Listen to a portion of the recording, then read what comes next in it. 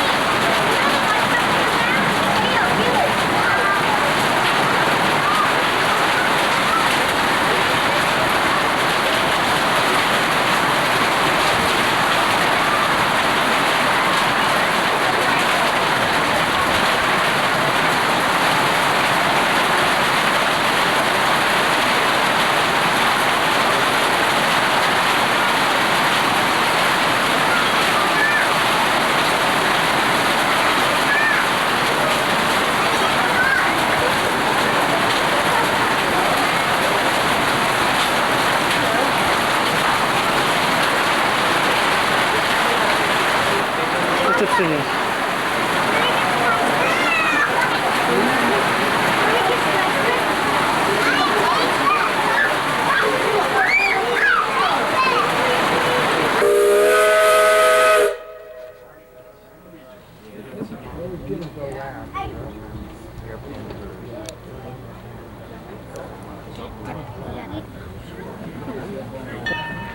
Ring that bell. Here comes some more.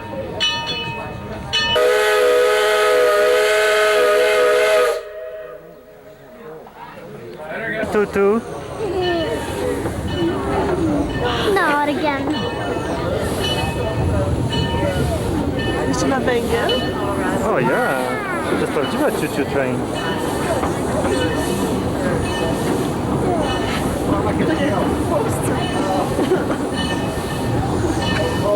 Mami, don't be French piesek.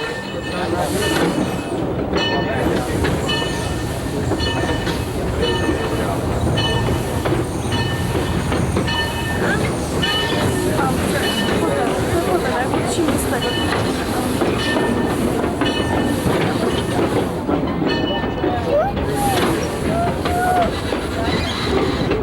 Tutu.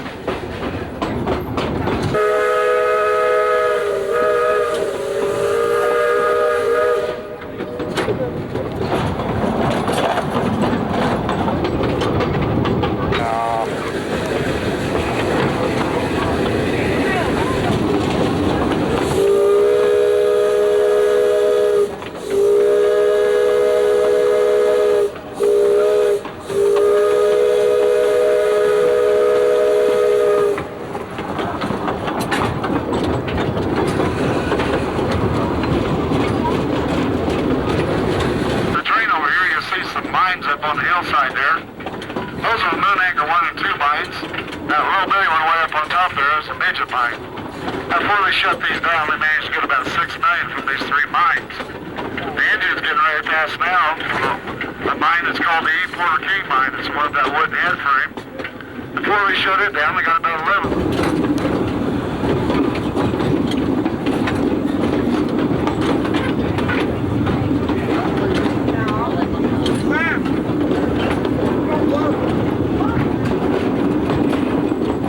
What? What? That wasn't a very successful mine. They only got about $500,000 of gold out of it, so they just continued to mine it. No, a ile kosztowało, żeby to wszystko wykopać?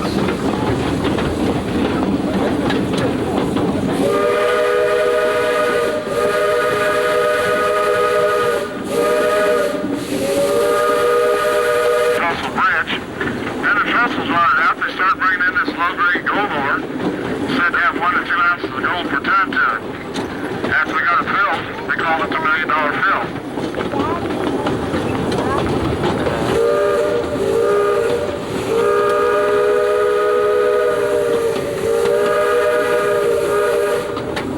This valley here across the road is known as Chmiel Valley. Back in the mining days, the miners would change shifts from the steam whistle from the mine. They said you could hear it echo through this valley. Or blow this steam whistle.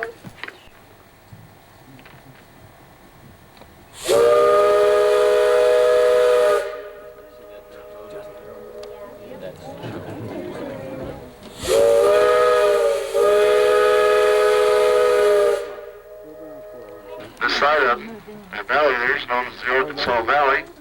That's where you'll find the Royal Gorge. Now that dirt road down there in that valley, it's called Shelf Road. It used to be the original Stagecoach 20 Express line that come up from Kansas City to service this area. And they said in the mining days, you can get your mail in 24 hours. With all our modern technology today, it takes 3 days. That road will still get you to Kansas City. It's about 25 miles, but I would just suggest a 4-wheel drive. Now, it's turn of the century in this valley over 2 towns. Right out front was a town called Berry, and down around that curve down there to the left was a town called Mountain City. This valley had a population of about 600 people. They had hot and cold running water, electricity, and heat. And then in 1904, fires came along, burnt this entire valley. They never bothered to rebuild here. They just kind of dispersed to Cripple Creek and Victor. That mine you see over there on the hillside, straight across from us, is the El Paso mine. It was in operation until around 1974 and it mysteriously burnt down. They did manage to pull about 11 million from it. It's got a shaft that goes down 1,350 feet. And it connects about 30 miles of underground tunnel. In the mining days, you could walk between Cripple Creek and Victor totally underground. It's about 6 or 7 miles, and a lot of people did that, especially in the wintertime. Now, this roadbed you see down below the train didn't used to be Highway 67. It used to be the Florence Cripple Creek Narrow Gauge Railroad bed. It was one of the more profitable railroads up here. It paid for itself in a year's time. Then the floods came, washed a few hundred feet of track out. And with that in mind, the Midland Terminal Standard Gauge operating over this railroad bed we're on, they just didn't deem it necessary to rebuild it. Now we're going to take you down to a town called Anaconda. What's left of it, they call it the Ghost Town. And I'll tell you a little bit about it.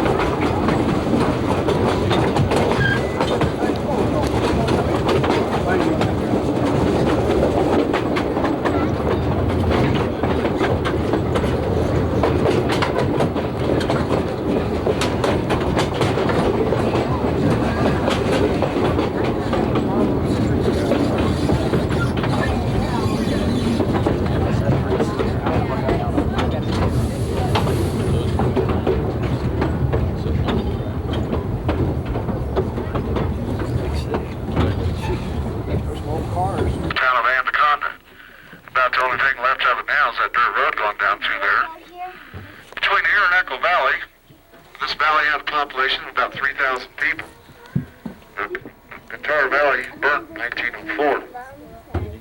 I think the district museum has a picture of what this valley looked like. You'd probably be amazed of 3,000 people living here and all the mines and equipment. The town itself was named after the Anaconda mine. That was this mine right up here on the hillside, the very first one. And they managed to get about 11 million from the Anaconda mine. This little shed down here in front of the engine was the original blacksmith shop, what's left of it, before the Anaconda mine. Way up on top there, you see a couple of mines up there. It's got those wooden head frames. That's the Dr. Jackpot 1 and 2 mines. We pulled about 7 million from those. In between those head frames up there, down a ways, you see what looks like a couple of road beds. That's actually an electric train car line that runs between Cripple Creek and Victor. And the high line and low line. High line left every hour. You can ride it for a dime. Low line left every 30 minutes. You can catch it for a nickel. Those homes over there on the hillsides, what's left since the turn of the century mining homes. Right down Trump Bend, you see all that wooden cribbing piled up against the roadbed over there. Well, that was the Mary McKinney mine. It's in production till around 1953. One of these trains the ride on went by there, and the hot center caught on fire. They never bothered to rebuild the Mary McKinney. Up above the Mary McKinney, you see two more mines, Chicken Hawk 1 and 2 respectively. They managed to get about $8 million from those two mines. Down a ways from that Chicken Hawk 2 on the right, you see a bare spot over there on the hillside in the aspen trees. Well, that's what they call the Hobo Tunnel. It got its name because when the trains go by there, hobos jump off and go in there and get warm. The temperature in there even to this day is 80 degrees year-round. And that little Chicken Hawk mine on the left up there, temperature in there is 120 degrees year-round. They say that's due to the volcanic activity that's still close to the surface here. Now, there were about 500 mines in the mining district. The miners were paid $3 to $3.50 a day for the reference. A lot of them weren't happy with that. They done what they call high grading. That is, when they were in the mines, not all the gold ore got the gold ore cars. Some of them kind of got their lunch pails or pants pockets, or however they get it out. And they estimate through high grading, there's $20 million taken from these mines. Now, the most prosperous mines in the district weren't in the Cripple Creek area. They were in Victor. Had the Ajax and the Independence. Ajax was in operation until around 1981. It's also got a shaft that goes down over 3,300 feet. That's about the elevation of Colorado Springs. Now, they say they only got about 25% of the gold that's here. That's between $700 and $800 million. But you got to stop and think, that's at $20 an ounce. Later, it did go up to around 30. It was anywhere close to what today's price of gold is. They would have taken billions of dollars out of here instead of the millions they got, and still only got 25% of what's here. A lot of people say if gold ever goes up like it did in the early 70s to around $800 an ounce, you'll see a lot of these mines up here reopen. Now, at the turn of the century, there were a couple famous people up here. Groucho Marx in 1902 got stranded up here. And when he wasn't working in the opera houses in Cripple Creek, he was right here delivering groceries. Then there was Lowell Thomas. He was a graduate of Victor High School. He worked in different assayers' offices around the mining district. And that's until he made it big in the newspaper broadcasting industry. Has anybody got any questions? We're going to start on back, and I'll explain a couple things on the way back. When we get outside Cripple Creek, I'm going to stop, and I'll tell you a little bit about Cripple Creek. It's got a bit of a history itself. There's one right here. I got a picture of it. It's what they done the $1 billion fill with. Now, there is a mining company up here now going around picking these piles up. They're doing a process they call leaching. It's a cyanide water mixture. They pour that over the rock and it extrudes the gold from the rock. Last year they managed to get a paltry $7 million by picking up these rocks.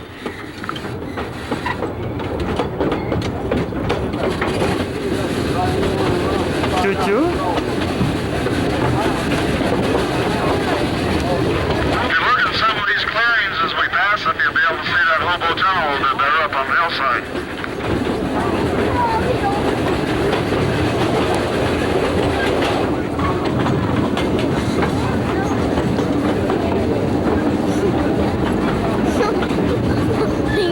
Hi.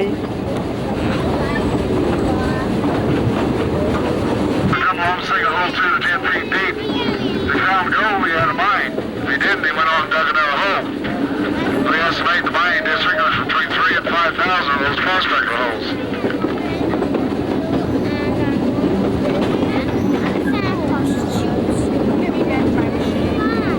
You look down there and see that little pond down there, to the right of it, that bare spot.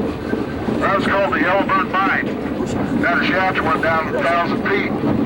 About 4 or 5 years ago, they came in and capped it off the concrete. Bob was a bit of a rounder. One night on a drinking spree in Old Colorado City, he sold this claim for $500 in a case of whiskey. The guy that bought it renamed it the Gold King Mine. He later took over $3 million out of this hole in the ground. A few years later, Bob Womack died penniless. Now, if you see that little creek down in there, in that gulch, that's the beginning of Cripple Creek. It starts there and goes underneath this railroad bed right down here to my left, right down Myers Avenue, you can see it. It picks up a little bit of steam, eventually dumps in the Arkansas River. Now, Myers Avenue down here, at the turn of the century, was known as the Red Light District of Cripple Creek. It's had 35 parlor houses, 70 saloons, and about 101 woman cribs. One of the most famous of the parlor houses is that white building you see down there. That's the old Homestead Parlor House. Her old DeVere ran that. She was some kind of lady. Before she'd let you check in there, she had to check out your bank account. If you didn't check out, you didn't bother to check in there. She catered mostly to the millionaires in the district. There was about 30 of them at that time. Night there cost between $100 and $200. Convert that to $1994, that's around $4,000 or $5,000 a night. Now, look over there and see that BPO Elks building there on the corner. That was a gold stock exchange. They estimate between some 700 and 800 million went through that building. Right behind that, that three-story structure, that was one of the 13 schools that was here in the district. That was the Cripple Creek Victor High School until 1974. Now it's a motel. Now up above that, that building with the black roof and the cross, that was the old Catholic Church. It's still in use to this day. To the left of that, you see another cross, kind of a green roof. Well, that was one of two hospitals that was here. There was two here and one in Victor. They accommodated about 50 patients each. And between them, they had a staff of around 90 doctors. Also at that time in Cripple Creek, there was 175 lawyers. Now that mountain you see back there, that's Mount Pisgah. It's an ancient volcano. They said the Ute Indians used to send their smoke signals off that, and on a clear day you can see 100 miles in any direction. There used to be a road up there. I don't know if it's still open or not. Now this vacant lot out here next to Bennett Avenue in front of the train there is the site of one of the three opera houses that was in Cripple Creek. It's where Groucho Marx played when he wasn't delivering groceries. Jack Dempsey had one of his first fights here when he was 21. Chmiel? Dempsey was gold, Okay. minor over in Victor. Now in 1896, Cripple Creek had a couple fires. One of them started down here in the Red Light District. The man while was arguing, she threw a kerosene lantern at him. Well, about half the town went up and smoked that night. Then on Bennett Avenue, where the Palace Hotel Casino is, there was a restaurant fire. They lost the rest of the town that night. Now you got...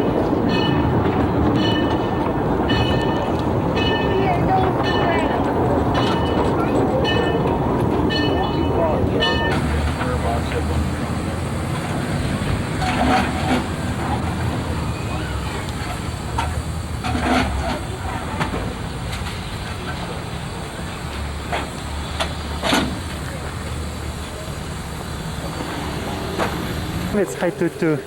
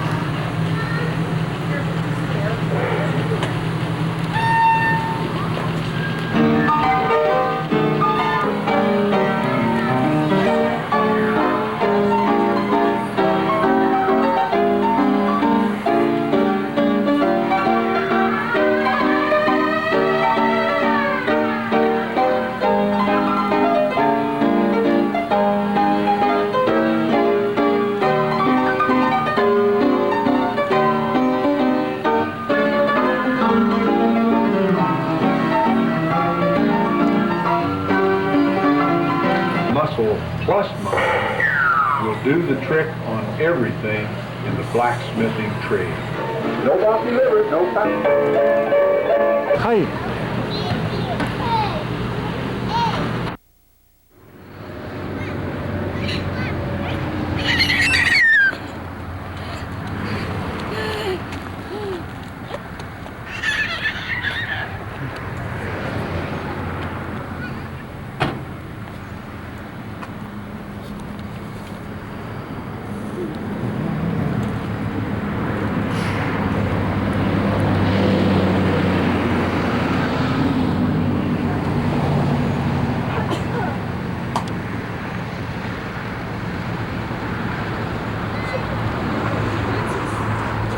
Hi.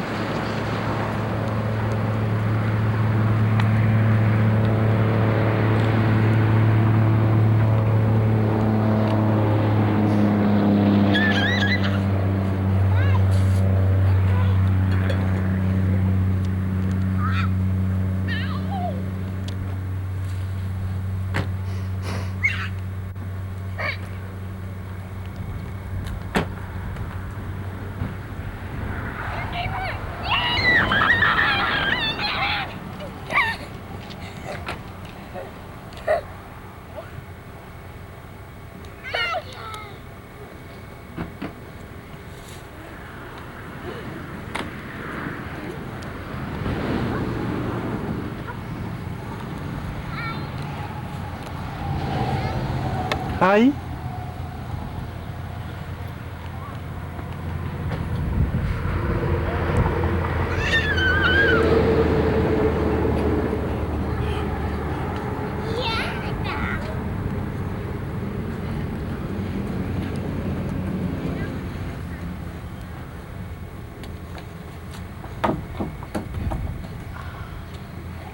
Dispatch 233. 233. It's in the area when you aired it. My guess is he probably got into a vehicle and left. Does anybody at the club need to talk to me? 233, Loretta was the reporting party, however, she got the information about the 9 third party, so that's up to you if you want to contact her or not. Okay, put a code 3 on it for now, thanks. 233, 1501.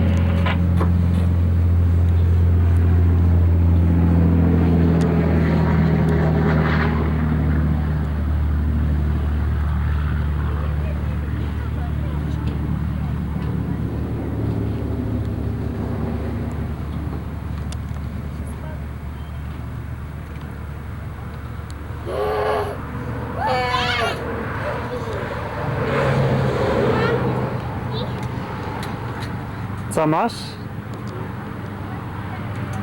Kuki?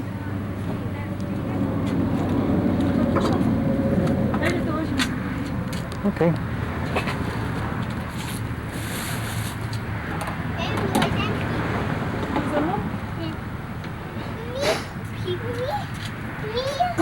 Zostaje z tatusiem.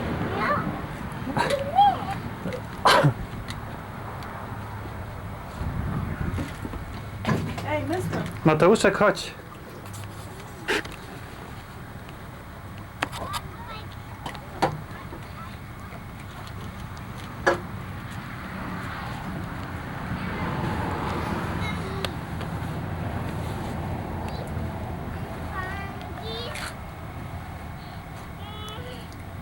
Mine till you go. I'm gonna go, okay? Are you going?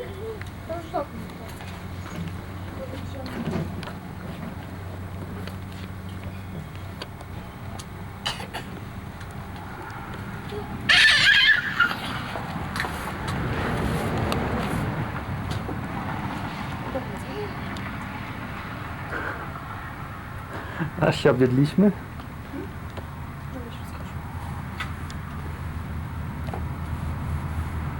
Okay. To wszystko weź.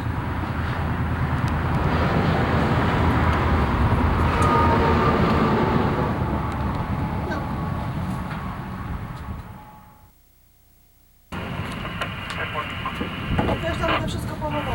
Okej. 47, 1503.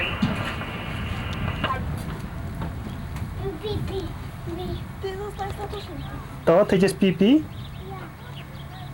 Tatuś ci zobaczy chwilę, jak ci jest mokro. 33, 1504.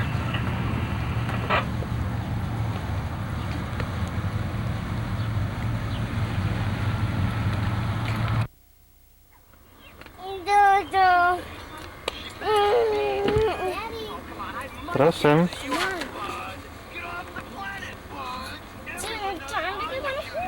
Okej, już wychodzę. Kuku.